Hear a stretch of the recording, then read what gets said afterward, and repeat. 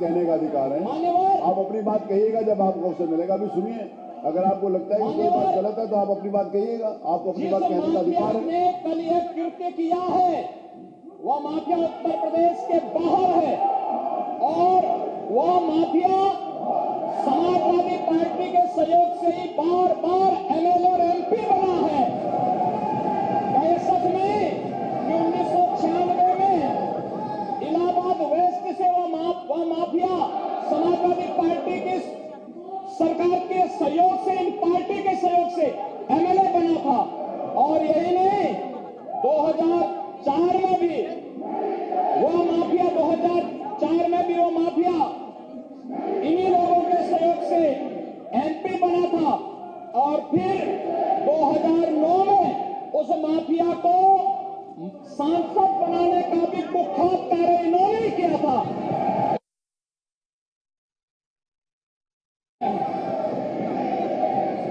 और मैं फिर इस बात पर कह रहा हूं कि माफिया कोई भी हो, सरकार की 0 टॉलरेंस की नीति है और उन माफियाओं के खिलाफ मिट्टी में मिलाने का काम उनका हमारी सरकार करेगी, पूरी मजबूती के साथ उनसे निपटने का कार्य करेगी।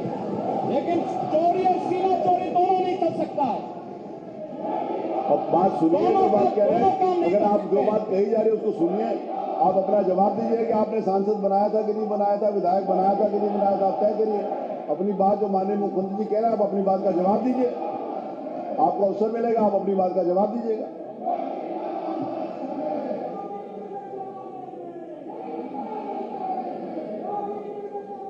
चलिए, अब आप अपने सीट पर चलिए, आप अपने स्थान पर चलें, आप अपने स्थान के ऊपर चलें, आप अपने स्थान पर चलें। मेरा निवेदन है कि आप अपने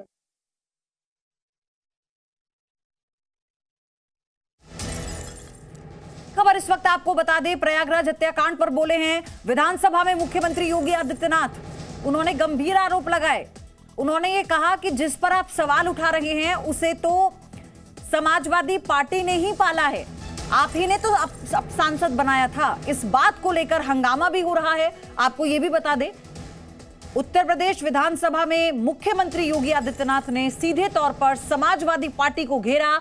जो प्रयागराज में कल हुआ, उसके बाद से सवाल उठाए जा रहे थे, सरकार से सवाल पूछे जा रहे थे। कानून व्यवस्था को लेकर तमाम विपक्षी पार्टियां उत्तर प्रदेश में योगी सरकार पर सवाल उठा रही थी और अब पूरी संभावना थी कि ये मुद्दा विधानसभा में गूंजेगा, लेकिन इसका जवाब मुख्यमंत्री योगी आदित्यनाथ ने दिया।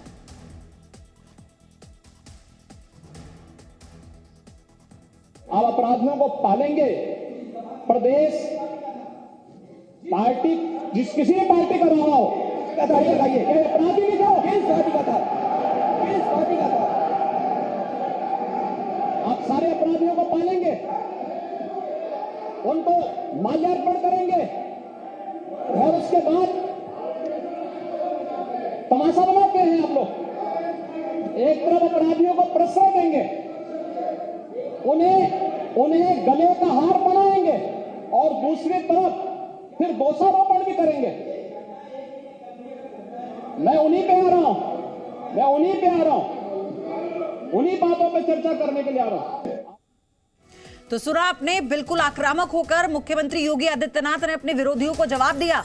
उन्होंने कहा कि आप उन्हें माला पहनाते हैं, उन्हें पालते पोसते हैं और फिर आप दोषारोपण करते हैं। तो उन्होंने ये भी कह दिया कि मिट्टी में मिला दूंगा जो भी अपराध करेगा, जो भी अपराधी होगा। हालांकि इस तरह आक्रामक तेवर मुख्यमंत्री हमेशा से अपराध को लेकर दिखाते रहे हैं, 0 टॉलरेंस की नीति की वो बात करते रहे हैं। अब ऐसे में जो कल प्रयागराज में हुआ, उसके बाद से ही विरोधियों के निशाने पर रही यूपी सरकार और मुख्यमंत्री पर भी सवाल उठते रहे और ये पूरी संभावना थी कि सदन में ये मुद्दा उठाया जाएगा, विपक्ष अपने सवाल पूछेगा, लेकिन उसका जवाब मुख्यमंत्री योगी आदित्यनाथ ने ही आरोप लगाकर दिया। उन्होंने कहा कि जिस अपराधी की आप बात कर रहे हैं, इसको पालने पोसने वाला कौन है? वो आप हैं। अतीक अहमद को लेकर ये पूरा मामला है। आपको बता दें, इसी के खिलाफ उमेश गवाही देने के लिए कोर्ट में गए थे, लेकिन जब वो वापस लौट रहे थे तो फिर कैसे बदमाशों ने घात लगाकर उमेश पाल की हत्या की। आप देखिए, पहले से ये सुनियोजित था, उन्हें मालूम था उनके मूवमेंट के बारे में। घर के पास वो पहुंचते हैं, उन पर फायर होता है, वो घायल होते हैं, भागने की कोशिश करते हैं, लेकिन फिर वो गिर पड़ते हैं और उसके बाद ताबड़तोड़ फायरिंग की जाती है उन पर, जिससे उनकी की मौत हो जाती है। तो फिलहाल ये बड़ी खबर है और इसी के साथ 7 लोगों को हिरासत में लेकर पूछताछ की जाएगी। ये बड़ी जानकारी इस पूरे मामले में है। लेकिन अब ये मामला कैसे विपक्ष के हाथ जब लगा तो उल्टा मुख्यमंत्री ने संगीन आरोप लगाते हुए विपक्ष से ही सवाल पूछ लिए। द्वारा 20 फरवरी को संवेद सदन में दिए गए भाषण पर मुझे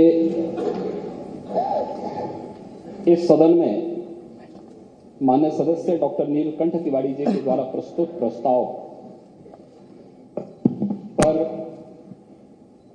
इसका जवाब देने के लिए अवसर दिया है। मैं धन्यवाद दूंगा नेता विरोधी दल और सभी माननीय दलीय नेताओं का और उन सभी माननीय सदस्यों का जिन्होंने इस पूरी चर्चा में भाग लेकर के अपनी बातों को मजबूती के साथ इस सदन के सामने रखा। मैं हमेशा इस बात को मानता रहा हूं कि आप हमारी बातों से सहमत होंगे नहीं होंगे, लेकिन लोकतांत्रिक तरीके से सदन की कार्रवाई को आगे बढ़ाने की आवश्यकता है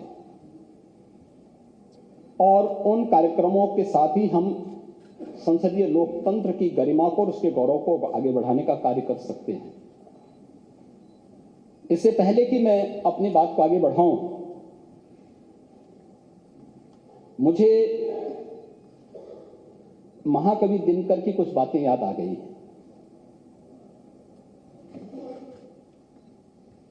आज जब सदन की कार्रवाई प्रारंभ होनी थी ठीक 11 बजे, जो दृश्य हम सबको देखने को मिला है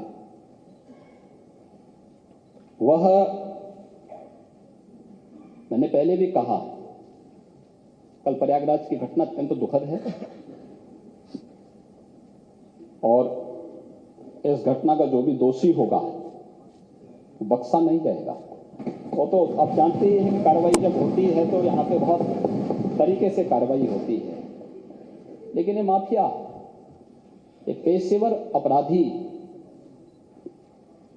आखिर किसके द्वारा पाले पोसे गए और क्यों इतनी परेशानी हो रही है? माननीय हमारे नेता विरोधी दल को चोरों के जो है हित ठगों के बल हैं, जिनके प्रताप से पलते पाप सकल हैं।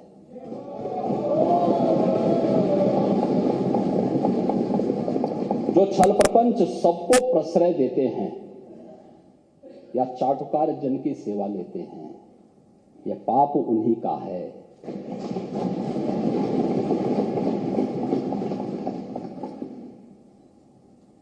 ये जो उत्तर प्रदेश की जनता को, 25 करोड़ जनता को पहचान का संकट खड़ा हुआ, इन्हीं पेशेवर माफिया और अपराधियों के कारण हुआ है, जो सत्ता के द्वारा पोषित होते थे, जिन्हें महिमा मंडित करके ये लोग अपने आप को गौरवान्वित महसूस करते थे। जिन पेशेवर माफिया और अपराधियों के सामने सत्ता नतमस्तक होती थी, और आज उत्तर प्रदेश भी इस बात को जान रहा है और देश और दुनिया भी जान रहा है, उन पेशेवर माफिया और अपराधियों के खिलाफ जो कार्रवाई चली है वह एक नजीर भी बनी है। और फिर मैंने कहा है तो इसमें हम सूची भी जारी करेंगे। मैं आ रहा हूं, आज हम कर रहे हैं, आज उस पर पूरी चर्चा में भाग लूंगा और मैं इसलिए मैं धन्यवाद दूंगा माननीय अध्यक्ष जी को कि उन्होंने मुझे आज के दिन दिया है। मुझे लगता है आज और कोई बिजनेस नहीं होगा तो इस बिजनेस को थोड़ा आज इसी पे चर्चा हो जाए, इसी पे आज चर्चा करा ही लिए जाए।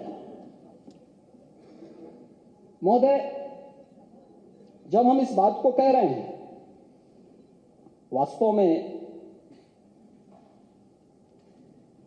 राज्यपाल महोदय ने जो यहां पर अपना अभिभाषण दिया था, 2 कारण से, संवैधानिक प्रमुख होने के नाते और एक मातृशक्ति की प्रतीक होने के नाते इतना सम्मान तो होना ही चाहिए था। हम बड़े बड़े दावे करते हैं, लेकिन सदन में राज्यपाल महोदय आ रही हैं सदन को संबोधित करने के लिए, आपको तो मौका मिलना ही है।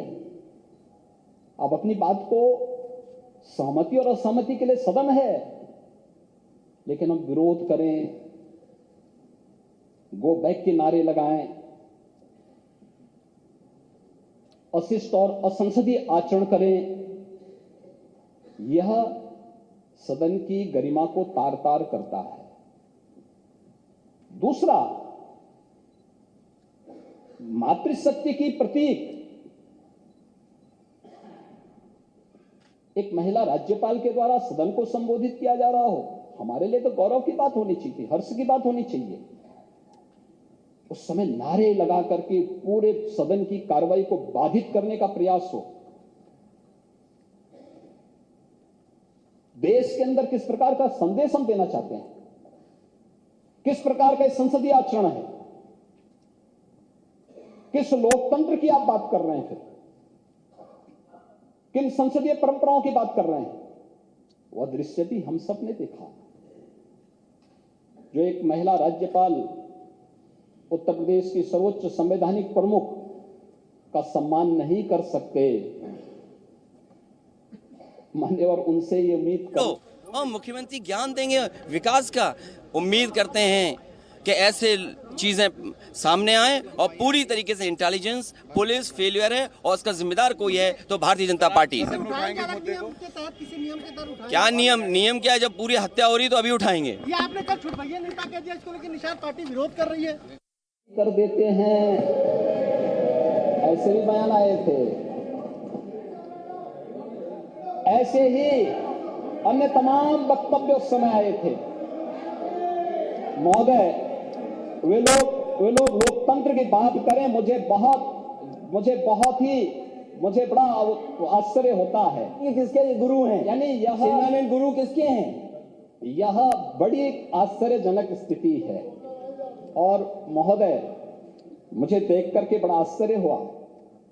ये लोग प्रदेश के अंदर सुरक्षा की बात करते हैं। हम शर्म तो तुम्हें करनी चाहिए जो अपने बाप की सम्मान नहीं कर पाए हैं। कम से कम इस बात को शर्म करनी चाहिए। किस प्रकार का आचरण होना चाहिए? हमने नाम नहीं लिया किसी का, लेकिन जो वक्तव्य कभी बोले गए हैं उन वक्तव्यों पे चर्चा तो होनी ही चाहिए। क्यों नहीं चर्चा होनी चाहिए? किस प्रकार की बात करते हैं जी? आप कुछ भी बोल रहे हैं, दूसरा व्यक्ति नहीं बोलना चाहिए। जब चर्चा होगी तो सभी मुद्दों पे चर्चा होगी। फिर